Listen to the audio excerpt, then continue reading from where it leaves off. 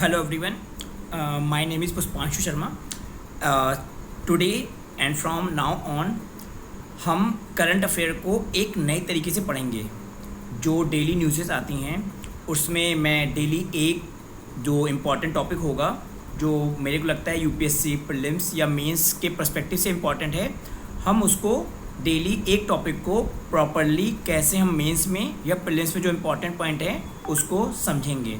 ठीक है, so this is पुष्पांशु Sharma, जहाँ पे मैं आपको कैसे करंट अफेयर को अप्रोच करना है वो समझाऊंगा। ओके, सो अभी जैसे क्या है कि जैसे अभी आपको पता है कि ऑनरेबल पीएम मोदी जी आपका जापान और चाइना विज़िट करने वाले हैं।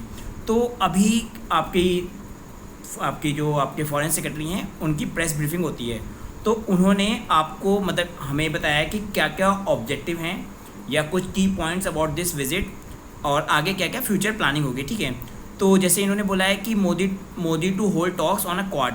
अब जैसे it's very important to know कि आप आई होप सबको पता होगा क्वाड एक ग्रुपिंग है जहाँ पे India, USA, Japan and Australia एक साथ आए हैं। बोथ आर मतलब all four are democratic countries and they all focus on a rule based world order. तो अभी जो न्यूज़ आई है उस पर क्या क्या इंपॉर्टेंट पॉइंट हैं, हमें न्यूज़पेपर से क्या क्या इंपॉर्टेंट आस्पेक्ट ढूंढने होते हैं, वो मैं आज आपको डिस्कस करूँगा। ठीक है, ओके। अब जैसे मैंने आप जितने भी न्यूज़पेपर हैं, हिंदू, एक्सप्रेस, सबके की पॉइंट निकाल लिए हैं। तो पहला पॉइंट क्या है यहाँ पे कि जो क्वाड है वो अभी भी ठीक है एक इम्पॉर्टेंट प्लेटफॉर्म रहेगा ऑन एजेंडा। मतलब आप जैसे मोदी जी जाएंगे तो जब भी मीटिंग स्टार्ट होगी तो क्वाड अभी भी एक इम्पॉर्टेंट प्लेटफॉर्म रहेगा। इसका ऑब्जेक्टिव समझो, जब क्वाड बना था तो वो बना था to counter the balance of rise of China. जो चाइना जिस तरीके से ग्रो कर रहा था एसएलटिव, उसको बैलेंस करने के लिए क्वाड बना था। तो वो अभी भी एक इम्पॉर्टेंट एजेंडा है। अब ये इंपॉर्टेंट पॉइंट समझना चाहिए। 15वीं भारत और जापान की एनुअल समिट है, वेरी इंपॉर्टेंट, कि ये टोक्यो में होगी और ये 29 तारीख को मोदी जी पहुँचेंगे।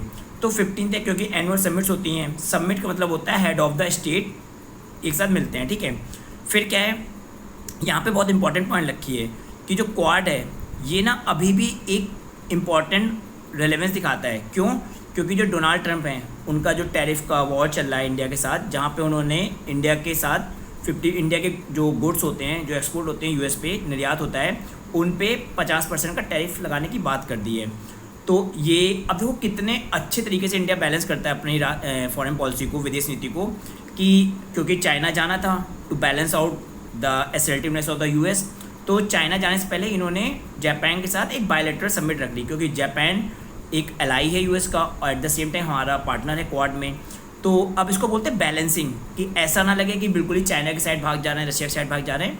कीपिंग इन माइंड जो इंटरेस्ट है इंडो पैसिफिक का, उसको भी ध्यान रखते हैं। फिर क्या है, ये जो विजिट है क्योंकि मोदी जी की first visit to Japan after जो उनके नए प्रेसिडेंट बने हैं, जो आपके मिस्टर इसीबा, इन्होंने लास्ट मतलब अभी रिसेंटली चार्ज लिया है एज ए प्रेसिडेंट।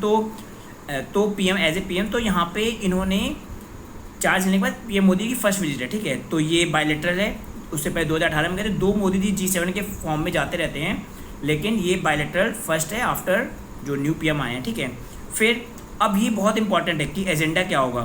तो जैसे हमें पता है कि जापान एक बहुत इंपॉर्टेंट पार्टनर है हमारे इकोनॉमिक डेवलपमेंट में, तो वहाँ पे पॉसिबिलिटी है कि एक एग्रीमेंट होगा जहाँ पे जापानीज़ E10 कोचेस आएंगे, जो मुंबई अहमदाबाद जो हमारा जो बुलेट ट्रेन का प्रोजेक्ट है उसके लिए जो कोचेस होंगे, वो यहाँ पे एग्रीमेंट होगा कि वो कोचेस जल्दी आएँ, जिससे हमारा जो बुलेट ट्रेन का प्रोजेक्ट है वो जल्दी से हो। प्लस अभी ये भी बात हो रही है कि डिजिटल पार्टनरशिप पे बात होगी, प्लस सेमीकंडक्टर जो कि आने वाले समय में सबसे इंपॉर्टेंट एस्पेक्ट हो जाएगा डेवलपमेंट का, AI पे बात होगी और पब्लिक इंफ्रास्ट्रक्चर पे। क्योंकि आपको ही समझना है भारत और जापान का रिलेशंस कॉम्प्लीमेंट्री है। ठीक है, जहाँ पे जापान इन्वेस्टमेंट करना चाहता है और भारत को इन्वेस्टमेंट की डिमांड है। तो ये ओवरऑल 5 से 6 इंपॉर्टेंट पॉइंट्स थे आज के न्यूज़पेपर से। हमें इन पॉइंट्स को कैसे यूज़ करना होता है आप समझिए। आपको न्यूज़पेपर को यूज़ करना आने का सिर्फ पॉसिबिलिटी तब होगी जब आप इसका कॉन्टेक्स्ट समझोगे कि भारत और जापान रिलेशनशिप का कॉन्टेक्स्ट क्या है। अब वो मैं आपको कॉन्टेक्स्ट समझाता हूँ, क्योंकि very important to know how India Japan relation में क्या क्या चीज़ें हमें ध्यान रखनी होती है। तो मैं एक ब्रीफ में समझाऊंगा हाउ आप कैसे अपने आंसर राइटिंग को या इम्पॉर्टेंट पॉइंट किसी भी देश के साथ भारत में कैसे देखने होते हैं, ठीक है। तो अभी समझते हैं। अब जैसे क्या है, यहाँ पे क्या है कि आपको मैं भारत और जापान के रिलेशनशिप पे इंपॉर्टेंट पॉइंट्स बताऊंगा। तो अब जैसे मैं आपको मान लो इंट्रो करना है, इंट्रोडक्शन लिखना है, तो इंट्रोडक्शन में क्या है कि आप समझिए कि it's very important to know कि भारत और जापान की special strategic and global partnership है। एक एक वर्ड इंपॉर्टेंट है कि स्पेशल है, मतलब जो भारत और जापान के रिलेशंस हैं वो स्पेशल हैं।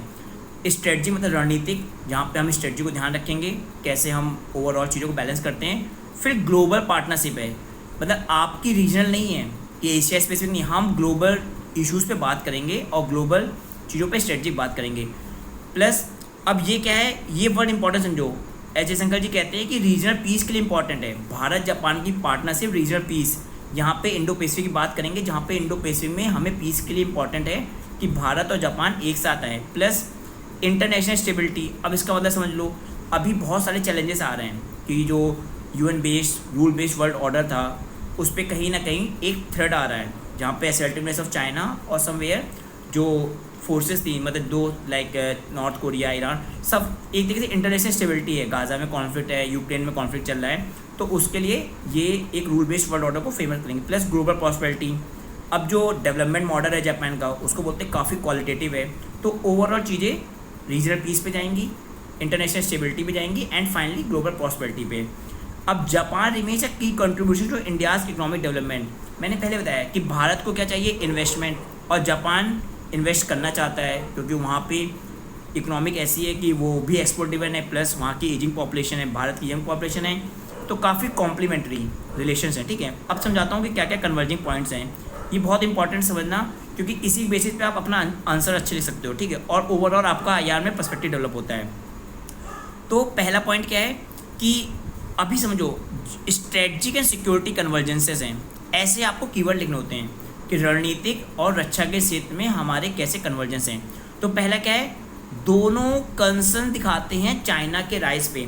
अब जैसे चाइना की असर्टिवनेस है साउथ चाइना सी में, या स्ट्रिंग ऑफ पल्स है, प्लस उसका ग्लोबल डेवलपमेंट इनिशिएटिव है, बेल्ट एंड रोड इनिशिएटिव है, तो वो क्या है अल्टीमेटली जो चाइना का राइज है, चाइना का जो एक ड्रीम है that is middle kingdom complex. वो चाहता है कि दुनिया में मैं सेंटर पे हूँ और बाकी देश मेरे अराउंड घूमें, तो वो असर्टिवनेस दिखा रहा है। साउथ चाइना सी में 9 डैश लाइन का कॉन्सेप्ट है, भारत को साउथ एशिया में स्ट्रिंग ऑफ पल्स से रोकना चाह रहा है, तो वो कंसर्न्स ऑफ चाइना को हमें बैलेंस करना है। जैसे चाणक्य जी ने कहा था कि जो दुश्मन का दुश्मन हमारा नेचुरल पार्टनर होता है, तो भारत और जापान दोनों के लिए ही चाइना एक समवेयर एनमी की तरह है, तो भारत और जापान नेचुरल पार्टनर हो जाएंगे, ठीक है।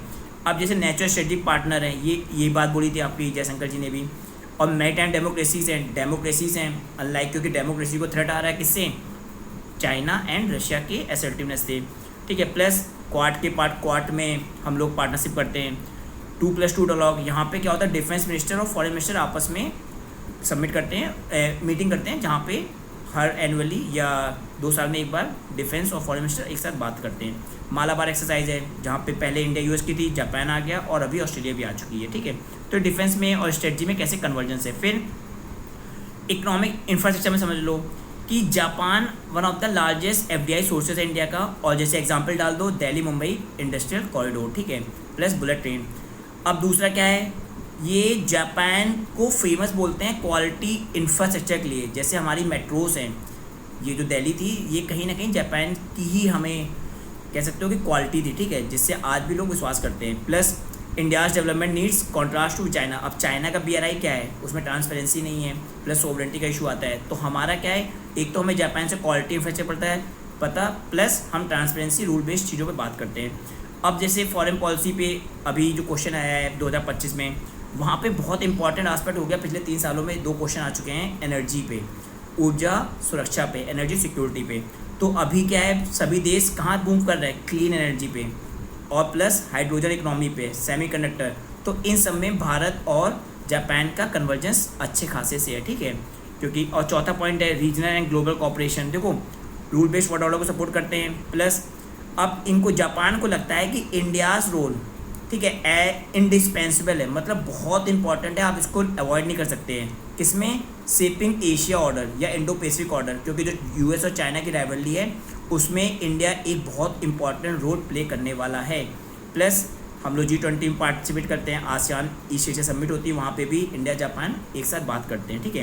प्लस यहाँ पे एक एलिमेंट ऐड करते तो हम लोग G4 के मेंबर हैं जो UNSC में परमानेंट सीट के लिए बात करते हैं, और हम लोग एक दूसरे को सपोर्ट करते हैं UNSC की परमानेंट सीट पे।